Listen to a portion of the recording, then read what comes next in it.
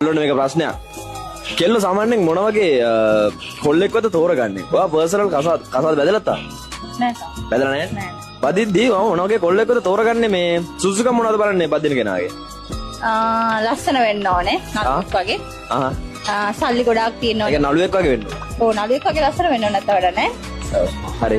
ගොඩාක් සල්ලි තියෙන්න ඕනේ. මට වේදම් කරන්න පුළුවන් විදියට සල්ලි තියෙන්න ඕනේ. ආසාස දේවල් ගන්න පුළුවන් විදියට සල්ලි තියෙන්න ඕනේ. ආ සෝනම දෙයක් ගන්න සල්ලි දෙන්න. අනිවාර්යයෙන්ම සල්ලි තියෙන්න ඕනේ නැත්නම් වැඩ නෑ. සැලෙන සල්ලි දෙන්න ඕනේ. අනිවාර්යයෙන්. තව ආදරේ වෙන්නත් ඕනේ. ආදරේ වෙන්නත් ඕනේ. ඔව්. හරි. මං කියන දේ අහගෙන ඉන්නත් ඕනේ. අම්මට සිරේ කියන්නේ? මෙහෙමයි මං ආස නැහැ ලොකු කන්දාන කොල්ලන්ට මං කියන දේ අහගෙන මට ඕන විදිහට ඉන්න පුළුවන් කොල්ලෙක් නම් මං ආසයි. ඒ කියන්නේ ඔයා කියන දේ අහගෙන ඒ කියන්නේ එයා කියන දේ කොට ඔයා අහනවද? අහන්න පුළුවන් දේවල් නම් අහනවා. ඔයා කියන හැමදේම අහගෙන ඉන්න ඕනේ. ඔව් අනිවාර්යයෙන් නැත්තම් වැඩක් තියෙනවා. හරි. එතකොට ඔය ඔක්කොම සුසුකම් ටික බලනවා. ඔව් එහෙම තමයි.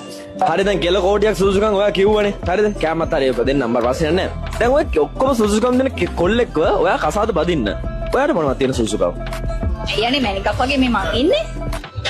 අමරිකාවක් වගේ ඔයා ඉන්නවා. මේ ජොබ් එකක් කරනවද? ජොබ් එකක් කරන්නේ. ජොබ් මොකුත් නැහැ. මැනිකක් වගේ ඉන්න හින්දා ඔයා කසාද බදින්න අර වගේ සුසුකම් දෙන කොල්ලෙක් ඕනේ. ඔව් ඒ වගේ තමයි ඕනේ. මේකයි නංගියා වැඩේ. හරිද? තරහ වෙන්න එපා. මම එහෙම කිව්වට. ඒ වගේ සුසුකම් තියෙන, එච්චර ගුණ යහපත්, කියන දේ අහගෙන ඉන්න, සල්ලි තියෙන, පෙනුම තියෙන, කඩවසම්, අලුවෙක් වගේ කොල්ලෙක්. බෝ බදින්න පිස්සුවක් තියනවද බං? ඕවේ නම් වෙන කවරකින් ඔත කෙල්ලෙක්ව බදිනවනේ. ජොබ් එකකුත් නැතුව මේ ඔබ බදින්න පිස්සුවක් තියනවද? යථාර්ථය ඔන්න ඕකයි. ඒක තේරුම් ගනි ආ.